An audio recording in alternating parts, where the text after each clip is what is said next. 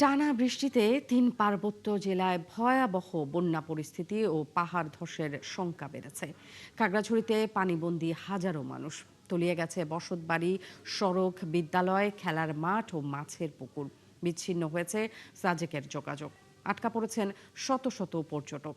পাহাড়ে বন্যার সার্বিক পরিস্থিতি নিয়ে সবুজ মাহমুদের প্রতিবেদন। ছবি তুলেছেন শৈশব বর্মন ও মোবারক হোসেন শুভ। চেঙ্গি এবং মাইনী নদীর পানি এখনো বাড়ছে, তবে বৃষ্টি অব্যাহত থাকলে এই পানি বিপদসীমা অতিক্রম করতে পারে বলে আশঙ্কা করছে স্থানীয়রা। পানি না কমা পর্যন্ত দুর্ভোগ কমার সম্ভাবনা নেই, সে সাথে আছে পাহাড় ধসের ঝুঁকি। সেজন্য সতর্ক করছে স্থানীয় প্রশাসন। যে রুমে ছিলেন সেই রুমে আপনারা ফেরত চলে যান। বসতবাড়ি, রাস্তাঘাট, বিদ্যালয় ও খেলার মাঠ তলিয়ে গেছে বন্যার পানিতে। ডুবে গেছে চাষ করা মাছের পুকুরও। বাড়ছে ক্ষয়ক্ষতি এবং জনদুর্ভোগ। এক কোমর রয়েছে রাস্তাতে, হাট বাজারে আসতে পারতেছি না বৃষ্টি পানির কারণে। যাতায়াতের সমস্যা, পানির ভিতরে যখন ঢুকে থাকতেও সমস্যা।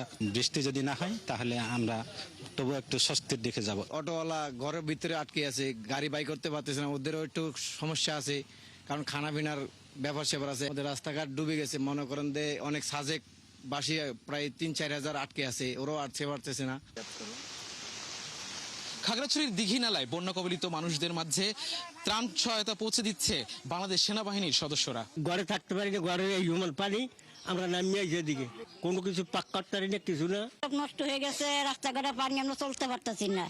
আমরা হাঁস মুরগি যা চিন্তা বন্যা বাসে লয়ে গেছে। খাবার দাবার নাই, খাবার দাবার আমরা রান্নবো কই, খাইম কই, রান্নাবার কোনো জায়গা নাই।